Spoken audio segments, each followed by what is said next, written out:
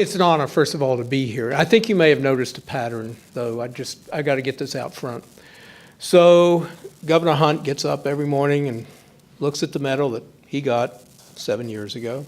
And incidentally, Governor, I'm going to be honest with you. When I get up, probably be Friday morning, and look at it, I'm not going out to feed the cattle. It's 5 o'clock in the morning, like you are. We got other cattle we try to move and herd in Washington, D.C. But you may have seen a pattern. So he got it. He was 7 years ago. You may have noticed that I'm very proud of the fact of what we've been able to do in West Virginia. We started a four-year-old program for 4-year-olds. It's actually getting several folks have just come recently to do case studies on. I signed that legislation in 2002. Governor Hunt had Smart Start well underway. I'm very proud of the financial aid package that we have in West Virginia, and I had a hand in creating part of it. West Virginia has one of the most extensive financial aid packages in the country, particularly given our economic capacity. And one of the things we did was we created a scholarship that you could use at private institutions as well as state, and I thought we were one of the first. Of course, Governor Hunt created that many, many years ago. And the list goes on and on. I'm chair of the National Board of Professional Teaching Standards for 7 years. Governor Hunt created the National Board for Teaching Standards. And so, as you can see the pattern here, we're all fortunate to follow in Governor Hunt's footsteps. Because what I have learned is, I've learned several things. First of all, when Governor Hunt calls you, you can say no once, try it twice. You're going to end up saying yes. And so just say yes and be happy with it and understand that it's an even better opportunity. But the other part of it is that I've learned the importance of always learning from Governor Hunt. And that I'm going to be real frank with you. I've observed this in my life. Former governors have a pretty brief half-life, particularly in terms of being recognized. Now, I created this scholarship, and I was home last year with some friends, and we were on the campus of one of the institutions that uses the Promise Scholarship a lot. And my friends, there was a co-ed there who has a scholarship that I helped create, and they called her over and said, do you know who this guy is? And she looks at me. Now, admittedly, I had a little more hair back then, but she looks at me. And of course, she was in Governor Hunt's Smart Start program, or the equivalent of it at the time when I was governor. She looks at me and says, oh, were you the Oric vacuum cleaner salesperson? Now, that's what happens to most of us mortal governors. Does not happen to Jim Hunt. Does not happen to Jim Hunt, because not only in North Carolina, but wherever he goes. One thing you know is most governors are term limited. All the governors that I served with are out of office now, and the governors that he served with are out of office now. There's only one former governor that I know of in this country that when he calls a current governor, they answer the phone because they know that he knows what he's talking about, and that's Governor Jim Hunt. So, Governor, I just want to say thank you, because you've been an example of what we can do and continue to do once we leave office. So thank you. And thank you to the Friday Institute for this award. Now, I'm very proud of the fact that I am shaped, molded, created by West Virginia. And I am very, very proud of West Virginia and a lot of what we've accomplished in people. And I know there's some West Virginians here, and I want to say thank you for being here. I say that, and I also say, but I'm also proud of the fact that I have been prepped by North Carolina. I'm a drop-in. I drop in frequently into North Carolina. I dropped in 45 years ago to go to college. And incidentally, Governor, I know that I've got a checkered past in some people's eyes. I just want to record my sister went to UNCG. But I dropped, and incidentally, you exaggerate a little. If I'd been a better student, you said I was a very, very good student. I got better later. If I'd been a better student, I would have been at UNC Law School, but I didn't get in. But I dropped into North Carolina. Yes, you can see the West Virginia, North Carolina. I dropped into North Carolina 40-some years ago, almost 50, I guess. And I soon learned something as I was just coming of age to appreciate what was going on around me. I heard some names: Frank Porter Graham, Terry Sanford, Bill Friday, a number of other names that are famous in education, yes, in North Carolina, but nationally. And I soon realized something, that this was a state that had built itself on education. That, as Terry Sanford pushed forward in K-12, there had already been established an incredible higher ed system in North Carolina. And I realized the importance of education because when I was 16 years old, I ran for political office. I ran for governor when I was 16. I was a child prodigy. Actually, I ran for governor of Boise State, and I lost. And I lost to a young man his slogan, education is the only passport from poverty. And he was right in 1965, and he's every bit as right today. And I used his slogan 30-some years later. But so dropping into North Carolina, I saw what leadership could provide. And I saw the importance of education in creating opportunities. I saw what a Terry Sanford was doing. I saw what a Governor Holshouser was doing. I saw what I saw what other governors were doing. Later, as I dropped in much more frequently in the last few years, I saw Governor Perdue be involved in connecting up and working with the Friday Institute. I've seen what the current leadership is. Representative Horn in the legislature, one of the true advocates for digital learning and technology in schools. And so I've seen that. And then, of course, there's always Governor Hunt to look to. So North Carolina has always, to me, been one of the leaders in this, for North Carolina, yes, but also for the nation, in what leadership and education can do for its citizen. Now, North Carolina's been through some momentous times, as my state has been. When I came here, my first time, things were going great in the coal industry, the chemical industry, the steel industry. Yours were going great in the tobacco industry, the textile industry, and the furniture industry.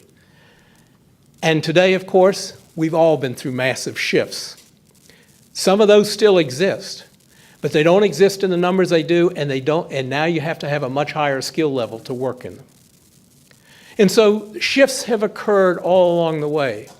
What has, I think, propelled this state is its all constant continuing focus on education. Because you know what my first job was after I graduated from a 4-year institution just down the road in Durham? I got a temporary job in something that was just developing called the Research Triangle.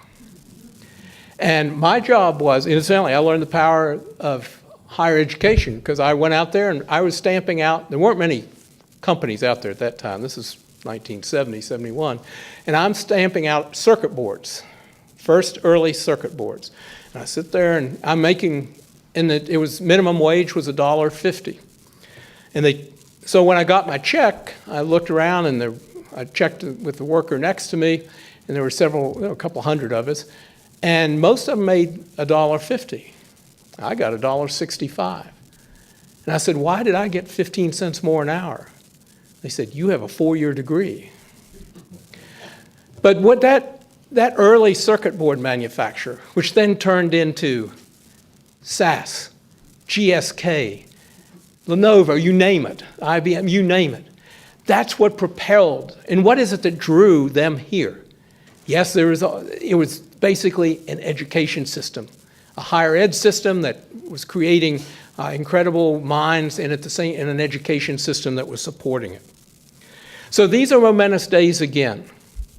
And I just want to talk to you for a moment about the 4 drivers of change, because we're facing these right now. In 15, I see former superintendent whose work I've always admired, Dr. McNeil.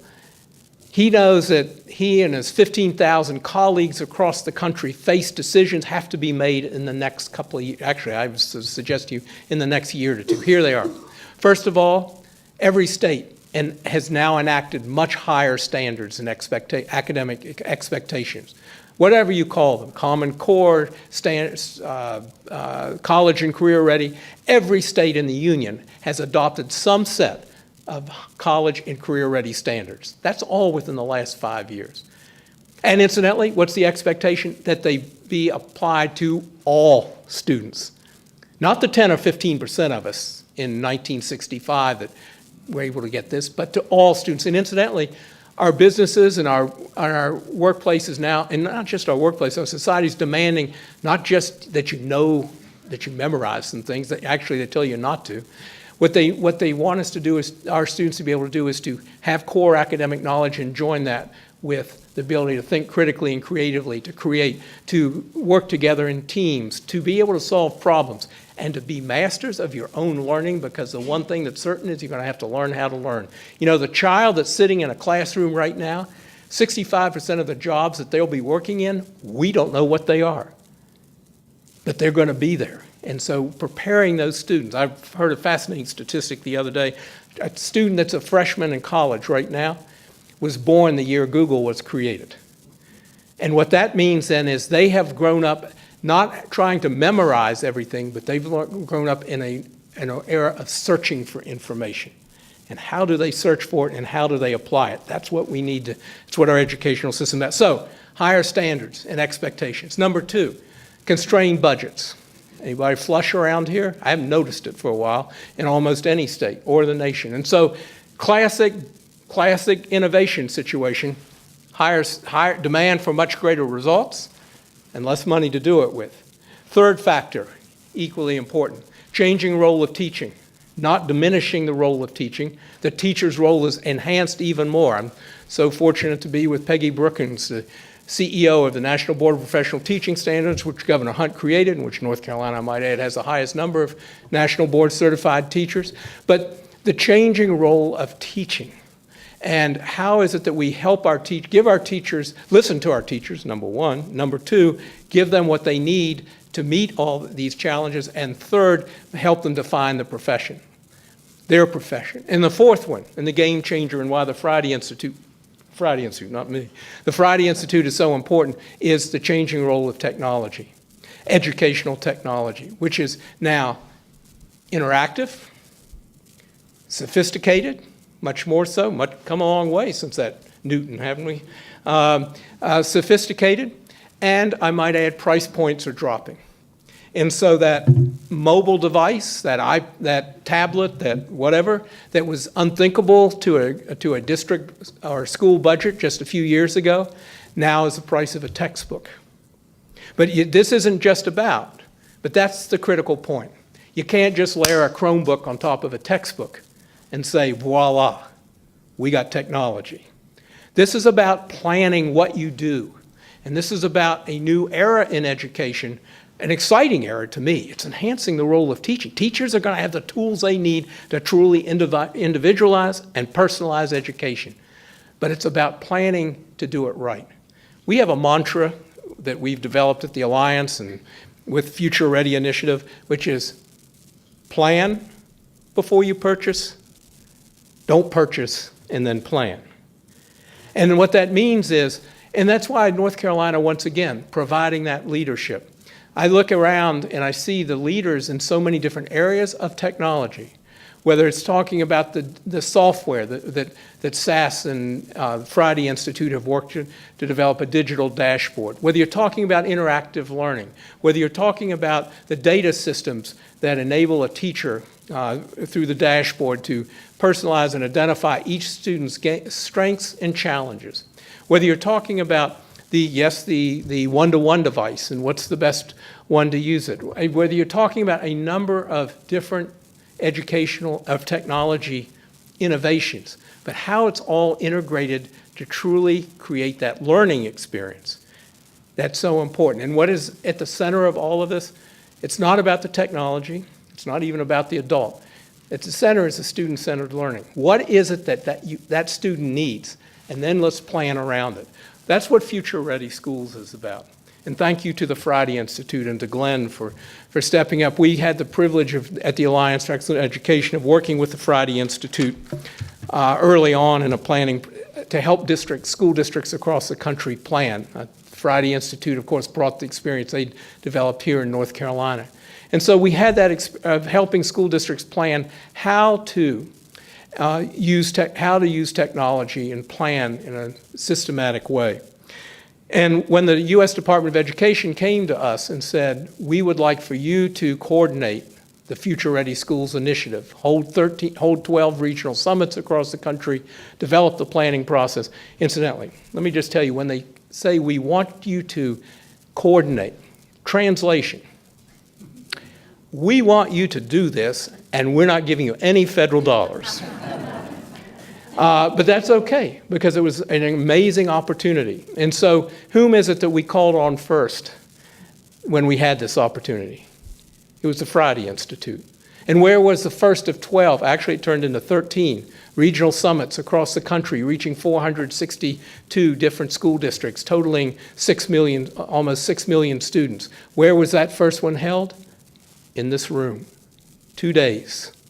North Carolina, South Carolina, and some other. I see a number of folks that were so actively involved, and Sarah Hall, the head of digital learning for the Alliance for Excellent Education, sitting next to Mary Ann Wolf. And that's another daggone thing you did. You recruited Mary Ann from the Alliance, but it's a far, far better place you go. You did what, and we're all fortunate in the privilege of working. But it was the Friday Institute we called on.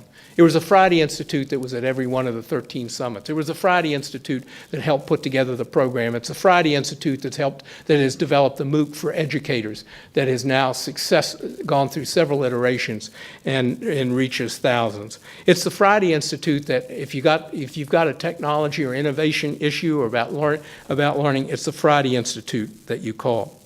So a lot's been done, but we can't rest.